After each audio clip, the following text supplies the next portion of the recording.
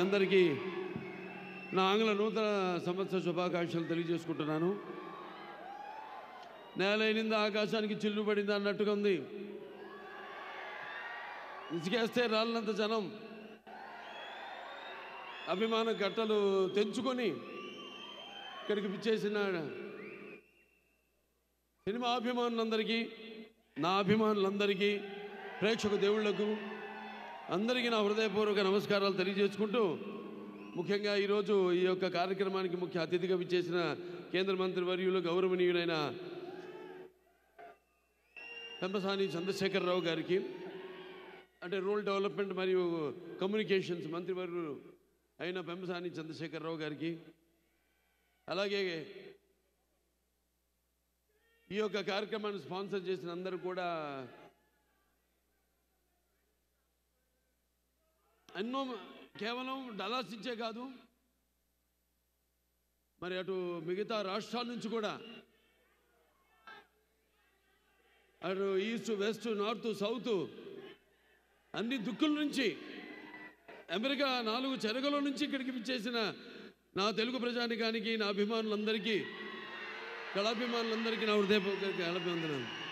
సుదూర సాగర తీరాల దాటి ఖండాంతరాలలో తెలుగు భాషా సంస్కృతి దీపికలు వెలిగించి మాతృభూమికి కీర్తి ఆర్జించి పెడుతున్న తెలుగింటి ఆడపడుచులకు, అన్నదమ్ములకు అందరికీ నా హృదయపూర్వక నమస్కారాలు, కళాభివందనాలు.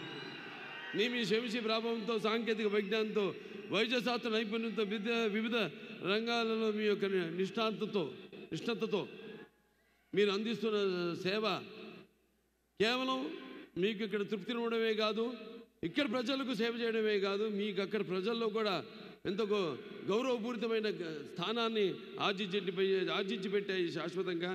దాంతోపాటు మన దేశ కీర్తిని కూడా ఇమ్మడింపజేశారు మీరంతా.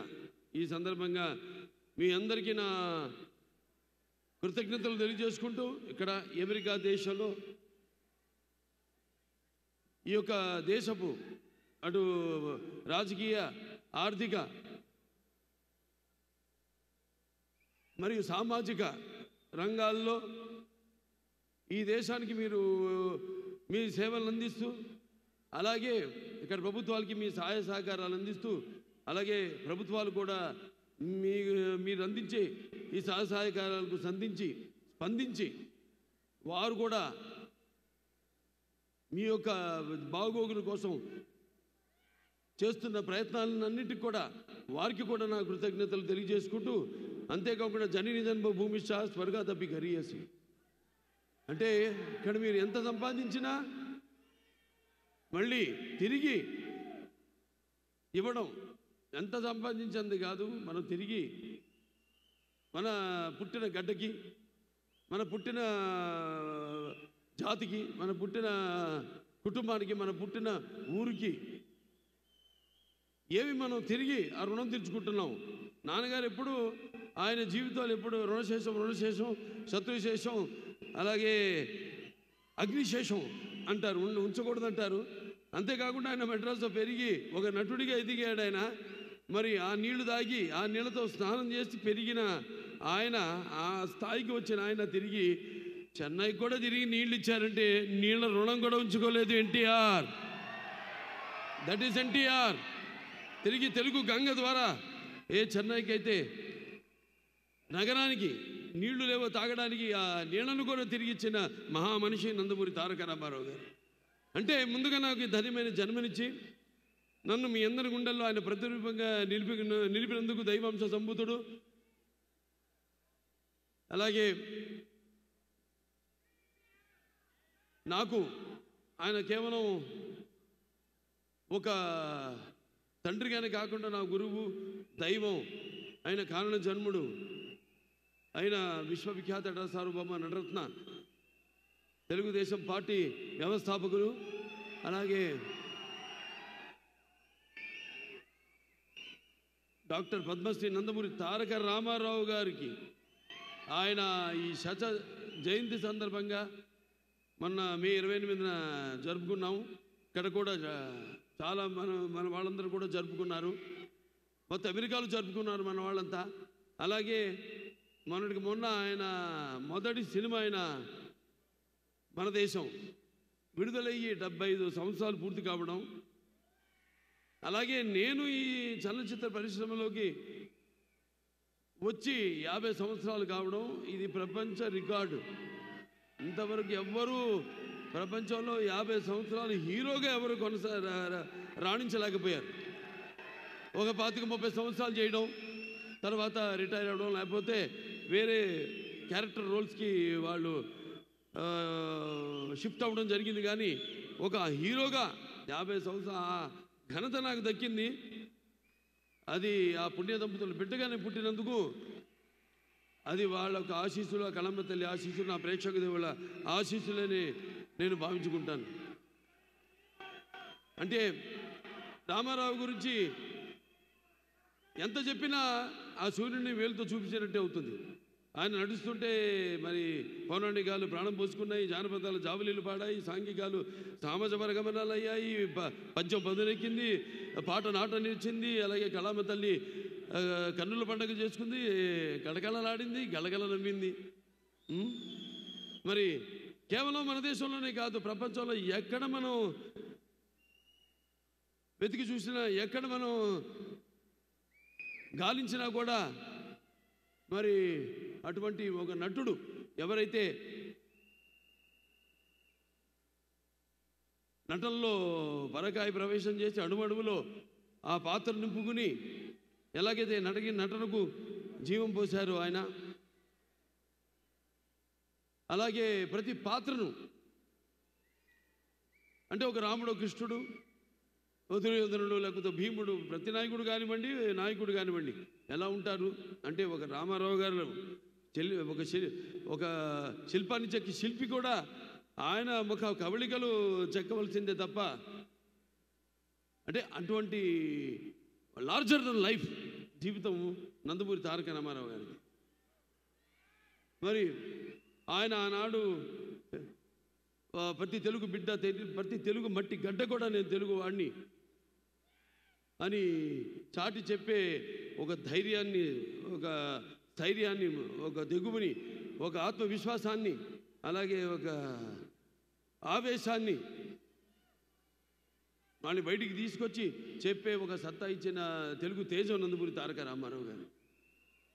అలాగే తెలుగుదేశం పార్టీ పెట్టి మరి ఆనాడు ఎంతోమంది ఈ రాజకీయాలకి దూరంగా ఉన్న ఎంతోమందిని, అసలు రాజకీయాలంటే కూడా తెలియని వాళ్ళని, ప్రతి తెలుగు బిడ్డ బొడ్డు కొయ్యక ముందే రాజకీయాలేంటో తెలియజేసిన వాళ్ళలో చైతన్యం రగిల్చిన ఒక మహా నాయకుడు నందమూరి తారక రామారావు గారు.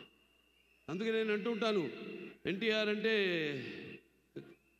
కేవలం నందమూరి తారక రామారావు గారు కాదు, అంటే నటనాలయం, ఆయన ఇల్లు ఒక నటనాలయం, అందులో ఆయన ఒక నటరాజు నరసింహుడు.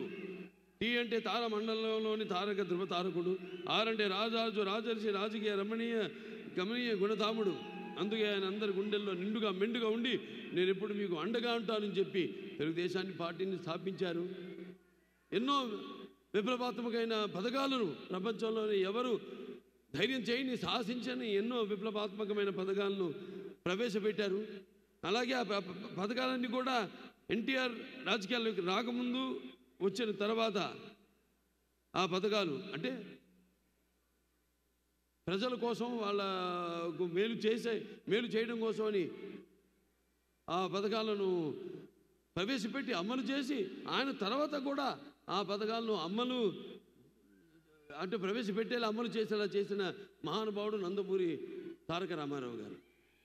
అందుకే మరి అది ఎన్టీఆర్ దూరదృష్టి. అందుకే ఆయన పేదవాడి బాధ తెలిసిన నాన్న ఆయనే. అలాగే జనం భవితకు ఒక బాట చూపించిన నాన్న ఆయనే. అలాగే ఆయన్ని ముందుండి మంగళహారతులు బట్టి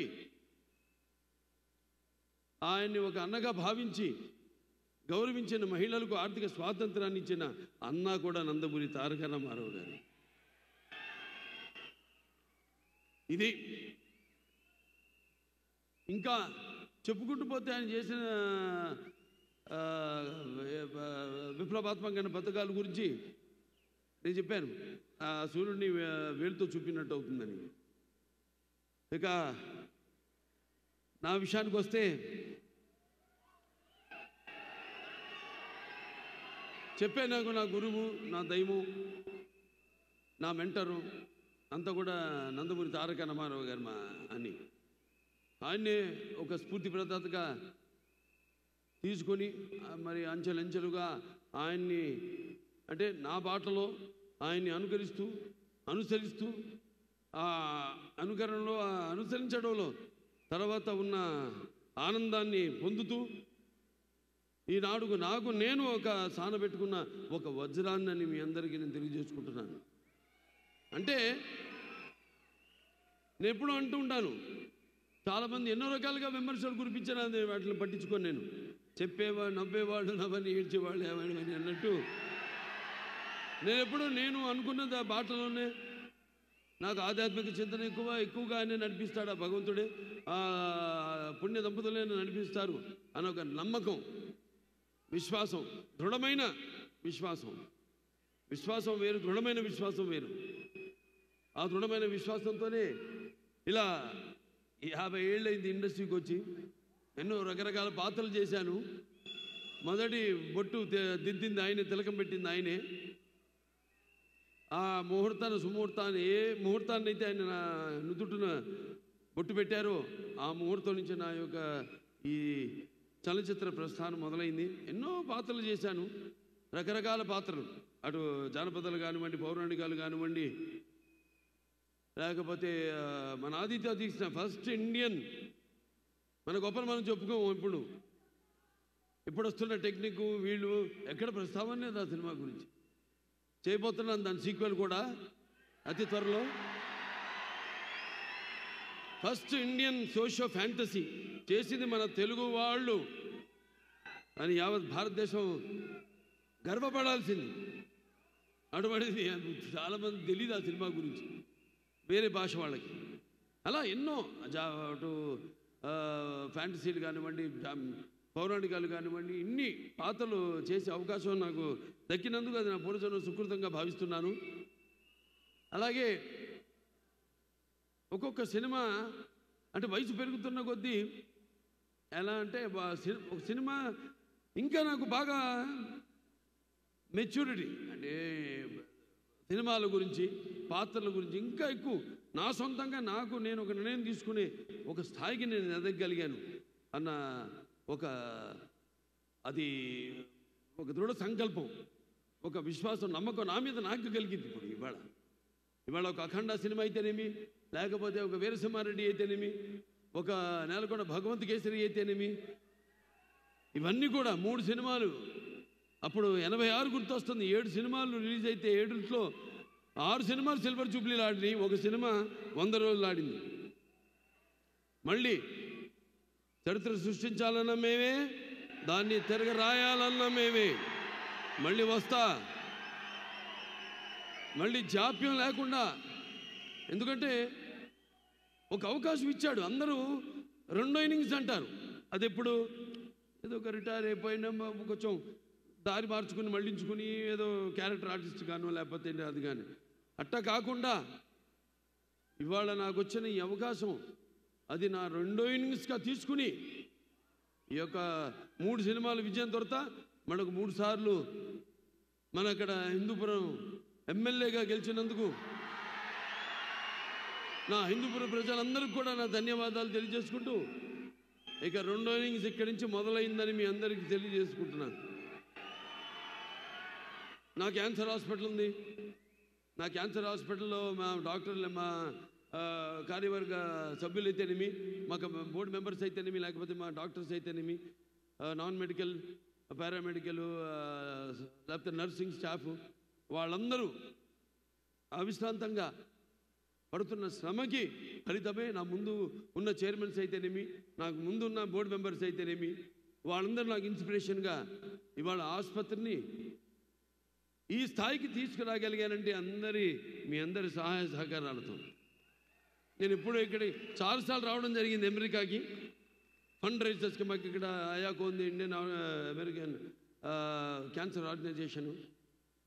అలా ఇక్కడికి వచ్చినప్పుడల్లా మేము చేస్తున్న సేవలను గుర్తించి మీరు అందిస్తున్న సహాయ సహకారాలు, అలాగే బ్యాంక్స్ వాళ్ళైతేనేమి, లేకపోతే public and private industrial sectors అయితేనేమి, అందరూ దాతలు, మీ అందరి వల్లే ఆ ఆసుపత్రి దినదినాభివృద్ధి చెంది ఏదైతే అత్యాధునికమైన పరికరాలు వీటిని అన్నింటినీ అంటే అప్డేట్ చేసుకుంటూ అందరికీ మేము ఈ సేవలు అందించగలుగుతున్నాం. అది మీ అందరి యొక్క సహాయ సహకారాలు ఉండబట్టే తప్ప లేకపోతే నా వల్ల సాధ్యం కాదు. అది ఒకటి నాన్నగారు పేరు, రెండోదేమో అమ్మగారి పేరు. అంటే ఒక పుణ్య దంపతుల బిడ్డగా పుట్టిన ఈ ధన్యమైన జీవితం ఇలాగే మీ అందరి సహాయ సహకారాలతో ఇక ముందుకు ఇలాగే మన యొక్క ఈ యొక్క సత్సంబంధం కొనసాగాలని ఆ దేవుణ్ణి కోరుకుంటూ మరి ఈనాడు డాకు మహారాజ్ అంటే ఒక పాత్ర నుంచి పుట్టింది కథ. ఇప్పుడు చెప్తుంటా చాలా సందర్భం వడ్డించిన విస్తరిగా వచ్చారు ఫుల్లీ లేడ్ ప్లాటర్, లేకపోతే ఒక పాత్రలోంచి, లేకపోతే ఒక సన్నివేశంలో నుంచి ఏదో మన జీవితంలో జరిగిన దాంట్లో నుంచి, లేకపోతే ఇంకో సినిమాలు చూసి వేరే భాష సినిమాలు చూసి ఇన్స్పైర్ అయ్యి అందులోంచి ఒక కథ పుట్టుకొస్తుందని. డాకు మహారాజ్ పుట్టింది ఆదిత్య 369 సినిమాలో. నేను శ్రీకృష్ణదేవరాయలు కృష్ణ కుమారుని కాపాడుతాడు బాణంతో ఉరి తీస్తున్నప్పుడు, ఆ పాత్రలోంచి పుట్టిన కథ డాకు మహారాజ్. పాత్ర, ఆ వేషధారణ, వాచకం, ఆంగికం అన్నీ కూడా పుట్టింది ఒక పాత్రలోంచి.